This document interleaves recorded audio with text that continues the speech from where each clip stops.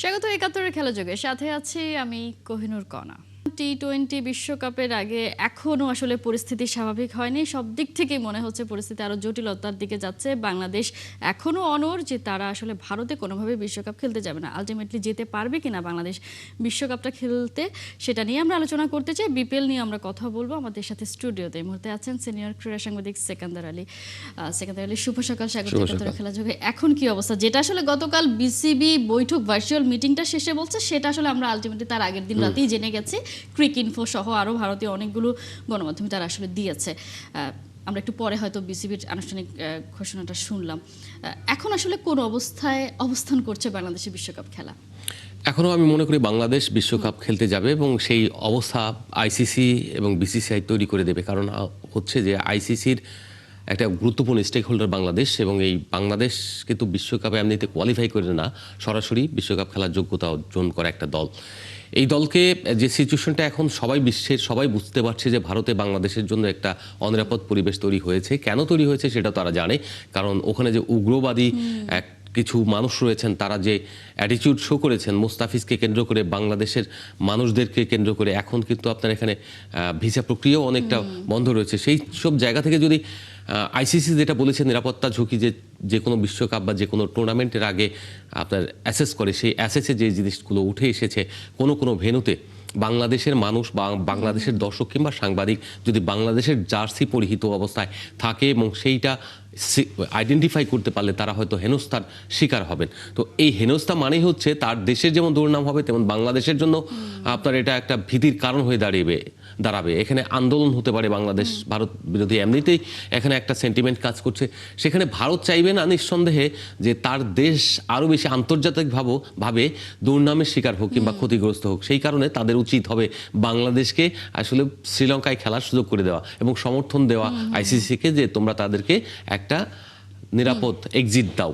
সেই জায়গাটা যেটা হচ্ছে যে তাতে আইসিসি যদি আপনার বাংলাদেশকে শ্রীলঙ্কায় রিপ্লেস করে, তাহলে সাপও মরলো লাঠিও ভাঙলো না, যেমন একটা আমরা কথা বলি। সেটা করবে কিনা? আমরা তো এখনো পর্যন্ত যেরকম পরিস্থিতি দেখতে পাচ্ছি, আইসিসি অনুরোধ করেই যাচ্ছে তোমরা ভারতে এসে খেলো, কিন্তু বাংলাদেশ তো সে প্রথম দিনই জবাব দিয়ে দিয়েছে ভারতে তাদের পক্ষে খেলা সম্ভব নয়। তো আইসিসি কি মনে হচ্ছে তারা আসলে কতটা বাংলাদেশের ব্যাপারে আসলে পজিটিভ? বাংলাদেশের ব্যাপারে আইসিসি পজিটিভ, কারণ এই কারণেই মিটিংগুলো হচ্ছে। না হলে তারা ডাইরেক্ট ডিসিশন দিয়ে দিতে পারতো যে তোমরা এখানে খেললে খেলো, না খেলে না খেলো। কিন্তু বিষয়টা সেরকম না।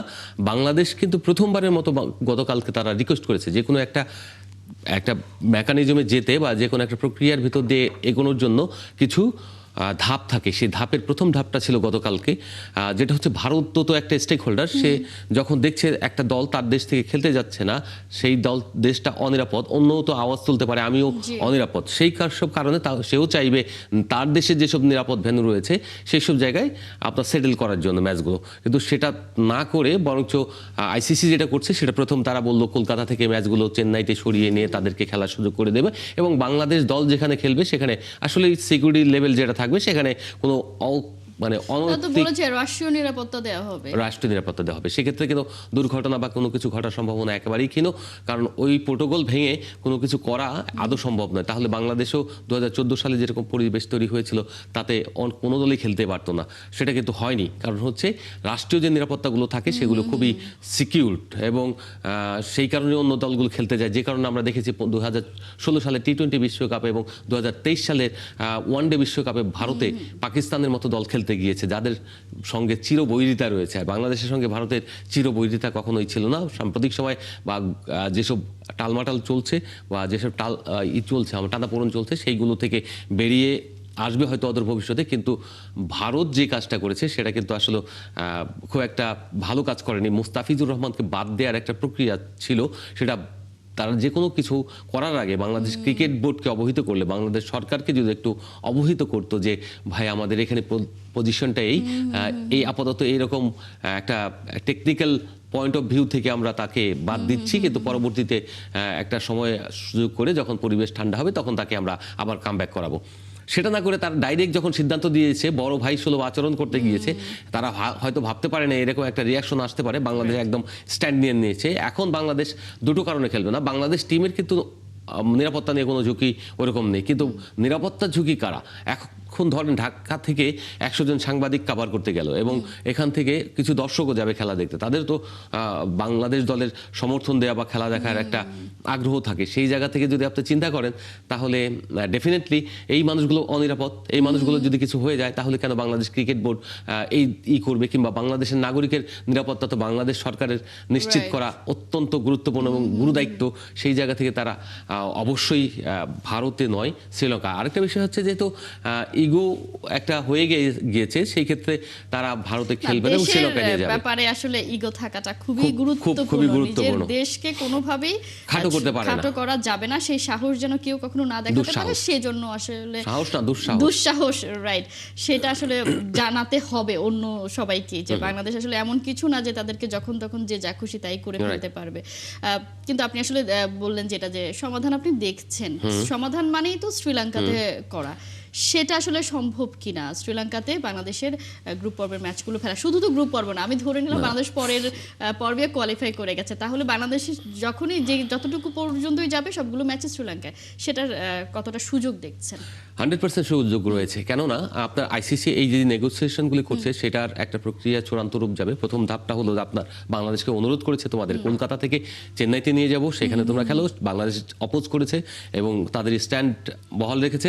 সেই জায়গা থেকে এখন তারা আবার রিপ্লেস করবে আইসিসি বোর্ডে তখন আলোচনা হবে এবং বোর্ড মিটিং হবে। এই সিদ্ধান্ত নেওয়ার ক্ষেত্রে বোর্ডের একটা মিটিং হবে, আইসিসি বোর্ড, আমাদের বাংলাদেশ ক্রিকেট বোর্ড না। সেই বোর্ডে ভোটাভুটি হবে। যদি সবাই সমর্থন দেয় যে না, বাংলাদেশের আসলে শ্রীলঙ্কায় আপনার খেলা উচিত, কারণ নিরাপত্তার ঝুঁকি যেহেতু তৈরি হয়েছে এবং সেখানে কিন্তু রয়েছে কিছু বিষয়গুলো, সেটা সিকিউরিটি প্ল্যান যেগুলি দিয়েছে সেই সিকিউরিটি প্ল্যানের কিন্তু কিছু পয়েন্ট রয়েছে, নোট অফ ডিসেন্ট যেটা আমরা বলি নোট, সেই নোটগুলোতে থেকে যদি চিন্তা করি তাহলে বাংলাদেশ শ্রীলঙ্কায় খেলবে এবং সেটা কোন গ্রুপে খেলবে একটা চিন্তা করা হচ্ছে। ফুল গ্রুপটা শিফট করবে না, অস্ট্রেলিয়ার গ্রুপটাকে, বি গ্রুপটাকে এখানে নিয়ে আসবে।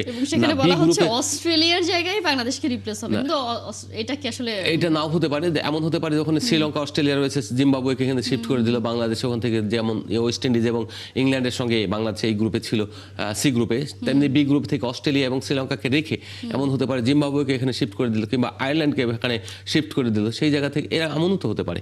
সো বাংলাদেশের শিফট করার যেমন অপরচুনিটি রয়েছে, আর একটা অপরচুনিটি রয়েছে পুরো গ্রুপের খেলা শিফট করে দেওয়া।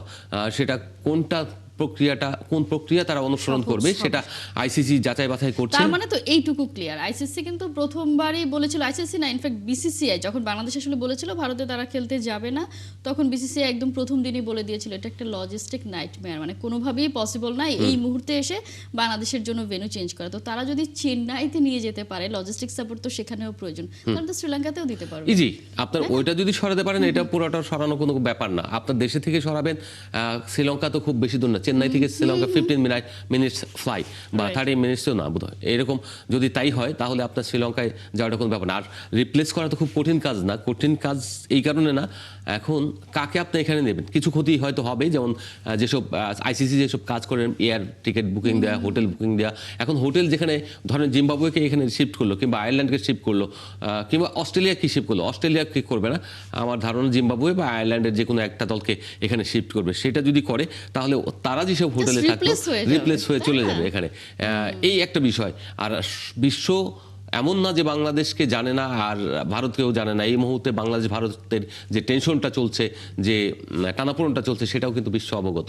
সেই জায়গা থেকে নিঃসন্দেহে এটা চেঞ্জ করবে। থেকে বড় দায়িত্ব যে তারা নিজেদেরকে আসলে নিরপেক্ষ প্রমাণ করারও তো একটা সুযোগ। তারা যদি আসলে সে শুরু থেকে, কারণ আমরা ভারতীয় গণমাধ্যমেই দেখছি যে সেখানেই বলছে যে আইসিসি বিসিসিআই এর হয়ে কথা বলছে, কারণ খুব স্বাভাবিক সেখানে জয়শা বসে আছেন, সেজন্য। কিন্তু সেই জায়গাটাও তো আইসিসিকে তো আসলে প্রুভ করতে হবে যে তারা সবার অভিভাবক এবং সবাইকে সমান চোখে দেখে। তাদের জন্য একটা বিশাল বড় চ্যালেঞ্জ, এবং আলটিমেটলি আমরা বিশ্বকাপ খেলতে চাই এবং আইসিসি নিশ্চয়ই একটা স্মুথ সমাধান খুঁজে বের করবে। যে অনুরোধ করছে সেটা না করে বরং তারা যদি আসলে সরানোরই ব্যবস্থা করে ফেলে, তাহলে আমরা বিশ্বকাপ ঘিরেই আলোচনাটা করে ফেলতে পারি যে বাংলাদেশের প্রিপারেশন কেমন হবে। আমরা যদি একটু বিপিএল এর দিকে নজর দিই, কারণ বিশ্বকাপে খেলবো কি খেলবো না সেটা তো আসলে ক্রিকেটাররা সেটা ভাবলে আসলে চলবে না, তাদেরকে নিজের প্রিপারেশনটা নিতে হবে। সেই প্রিপারেশনটা তারা নিচ্ছে বিপিএল এ। যে প্লেয়ারগুলো আছেন স্কোয়াডে তাদের পারফরমেন্স কেমন দেখছেন? আপনি তো একদম কাছ থেকে দেখছেন, মাঠে বসে দেখছেন। খুবই হতাশাজনক, বরঞ্চ যারা স্কোয়াডে নেই তারা বরঞ্চ ভালো খেলছেন। যেমন নাজমুল হোসেন শান্ত এই মুহূর্তে আমার কাছে মনে হচ্ছে তাকে বিশ্বকাপ দলে অন্তর্ভুক্ত করা অত্যন্ত গুরুত্বপূর্ণ বা গুরুদায়িত্ব হয়ে পড়েছে বাংলাদেশের যারা সিলেক্টর রয়েছেন তারা কার জায়গায় রিপ্লেস করবেন সেটা তাদের দায়িত্ব। কিন্তু শান্ত খুব ভালো ক্রিকেট খেলছেন এবং সেন্সিবল ক্রিকেট খেলছেন। অন্যরা আমার কাছে যেটা মনে হয়, নর্মালি যখন কোনো বিশ্বকাপ বা বড় ইভেন্টের কোনো দল ঘোষণা করা হয় এবং তার পরবর্তীতে ডোমেস্টিক যেসব টুর্নামেন্ট হয় সেখানে বাংলাদেশের ক্রিকেটাররা বা বাংলাদেশের অন্য স্পোর্টসম্যানরাও তাদের যে সাইকোলজি কাজ করে তারা যাতে ইনজুরিতে না পড়ে সেই কারণে তারা নিজেদেরকে একটু গা ছাড়া ভাব, ওই গা ছাড়া দিয়ে খেলে। তার তো জায়গা হয়ে গেছে, হ্যাঁ, জায়গা হয়ে গেছে, ওইটা ধরে রাখার জন্যই যাতে বিশ্বকাপে যেতে পারে বা ওইসব টুর্নামেন্টে খেলতে পারে, এইসব একটা মেন্টাল ইয়ের ভিতর দিয়ে যায়, ট্রানজেকশনের ভিতর দিয়ে যায়, যার ফলে তারা পারফরমেন্সটা প্রপারলি করতে পারে না। এবং সেটা আমি প্রপারলি দেখতে পাচ্ছি যে সাইফ থেকে শুরু করে এখানে লিটন কুমার দাস যিনি টি-20 দলের অধিনায়ক সহ অধিনায়ক দুজনের পারফরম্যান্স কোনোই রান নেই। তাহলে আপনি এখানে যখন মঞ্চে যখন আপনি ট্রায়ালে ভালো করবেন না, তখন আপনি বিশ্বকাপের মূল মঞ্চে গিয়ে কোনোভাবে ভালো করবেন না। আপনি যদি মনে করেন যে আপনি ডোমেস্টিকে ভালো করলেন না কিন্তু বিশ্বকাপে গিয়ে ফাটিয়ে দেবেন, সেটা কোনোদিনও হবে না। আপনার সবকিছুই হলো একটা প্র্যাকটিস, সেই প্র্যাকটিসটা আপনি ফেল করছেন, তার মানে হচ্ছে মোমেন্টাম তো একটা বড় ব্যাপার, মোমেন্টাম একটা বড় ব্যাপার, এবং সেটা আপনি ফেল করছেন এবং খুব খারাপ করার পসিবিলিটি অনেক বেশি। এখানে আরেকটা ব্যাপার রয়েছে, আমি মনে করি যে এখন যে নোয়াখালী এক্সপ্রেসের যে পেস বোলার রয়েছে আপনার,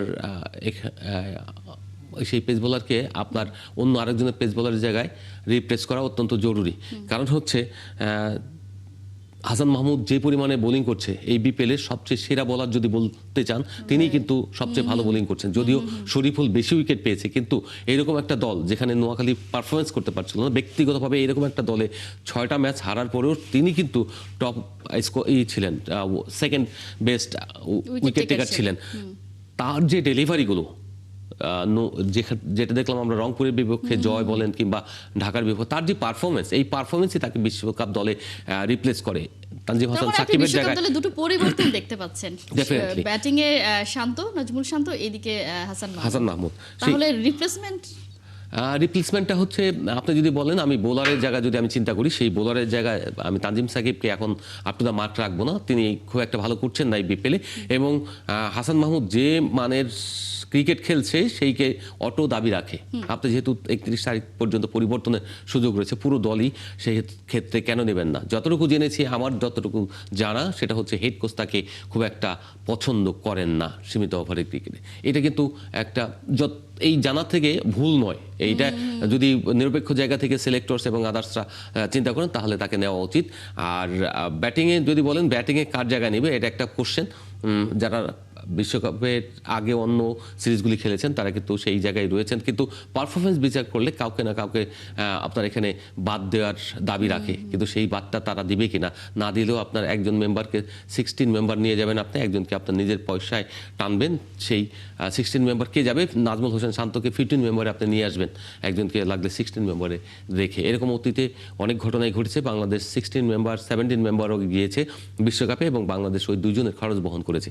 সেক্ষেত্রে আমিও মনে করি এটা করা উচিত বাংলাদেশের, করলে তাহলে আপনার যেটা হচ্ছে যে একটা ব্যাকআপ, শান্ত যেভাবে খেলছে এবং টুর্নামেন্টে আমার ধারণা 2021, 22, 23-এর দিকে তিনি যেভাবে ক্রিকেটটা খেলেছেন সেই ক্রিকেট ছন্দে আবার তিনি ফিরে এসেছেন এবং তিনি চেয়েছিলেন বিশ্বকাপে ফিরবেন এই বিপিএল দিয়ে, এবং তার যে পারফরমেন্স সেটা দাবি রাখে বিশ্বকাপে ফেরানো। একেবারে আমরা একদম ওপেনিং ডেতেই সেঞ্চুরি দেখেছি, মানে আমরা বলছি বিপিএলটা খুব একটা জমে ওঠে না, কিন্তু আমরা যদি দেখি এবারের বিপিএল আমরা সেঞ্চুরি, ফাইফার, হ্যাটট্রিক, সবকিছুই আমরা আসলে এরই মধ্যে দেখে ফেলেছি। ওভারঅল যদি একটুখানি আসলে বলতে চাই যে এই মুহূর্তে টপে আছে রাজশাহী, রংপুরের পারফরমেন্স কেমন দেখছেন? বা নোয়াখালী নিয়েও যদি আলাদা করে বলতে চাই যে নোয়াখালীকে নিয়ে অনেক বেশি নতুন একটা ফ্র্যাঞ্চাইজ ছিল, যে তারা কেমন পারফর্ম করে সেটা নিয়ে দেখার ছিল।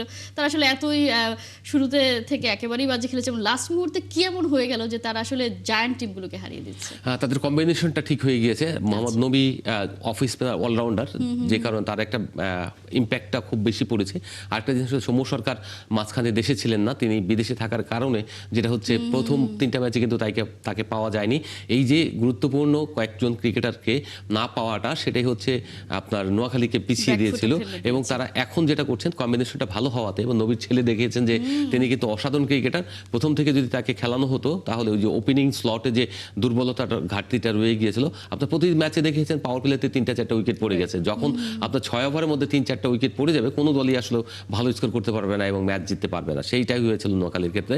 আর একটা রংপুরের ক্ষেত্রে যেটা জিজ্ঞেস করলেন, রংপুর খুবই সুপার দল, কিন্তু সুপার জায়ান্টটা সবসময় সুপার পারফরমেন্স করতে পারে না। বিকজ অফ আপনি জানেন যে অল স্টারদের অনেক সময় মানে ছন্দে না থাকলে কিংবা তাদের যে অতি সাধনে একটু ধাক্কা, গাজন নষ্টের ধাক্কা খাওয়া, সম্ভাবনা সেই রকম থাকে। হয়, যেটা ইয়ের ক্ষেত্রে আপনার রংপুরের ক্ষেত্রে হয়েছে। আর নোয়াখালী ওদেরকে কোফা লাগিয়ে দিয়েছে, যেটা Right. হচ্ছে যে হারিয়ে দিয়ে একদম বাদ বাকিটা আপনার এখন দুটো ম্যাচ পর পর হারলো। প্লে অফে এখন যে 4টা টিম আছে তারাই থাকছে এরকম মনে হচ্ছে। এরকম মোটামুটি নিশ্চিত, কারণ ঢাকা অলরেডি আউট, এদিকে নোয়াখালীও নোয়াখালীর বোধহয় তো পয়েন্ট টেবিল যদি তাহলে হয় নেক্সট দুটো ম্যাচ জিততে হবে এবং বড় মার্জিনে জিততে হবে। যদি ওইরকম হয় তাহলে আপনার যেটা হবে, পয়েন্ট টেবিলে থাকার ফলে রান রেটের একটা হিসাবে একটা সমীকরণ হয়তো আসতে পারে, কিন্তু এটা একটা স্বপ্ন। কারণ এখন পাকিস্তানের অনেকগুলি একটু প্লেয়ার অসম্ভব স্বপ্নই, কিন্তু মোটামুটি আসলে আমরা চলে প্লে আসছে। অফের হয়তো 4টা টিমকে পেয়ে গেছি। চলে দেখা আসছে। যাক ঢাকা পড়বে। সবাই আসলে ঢাকার যারা সমর্থক ছিল তারা এতদিন খুব মিস করেছে। নিশ্চয়ই এবারের বিপিএলটা, মানে এই ফেজের বিপিএলটা আরো বেশি জমে উঠবে এবং আপনি যেটা চেঞ্জের কথা বললেন, হয়তো আরো কিছু চমক আমরা দেখে ফেলতে পারি। যাদেরকে নেওয়া হয়েছে তারা হয়তো এখন ফর্মে Right. ফিরে আসতে পারে, সেসবও দেখতে পারি। নিশ্চয়ই সেসব নিয়ে আমরা আলোচনা করবো। অসংখ্য ধন্যবাদ। ধন্যবাদ।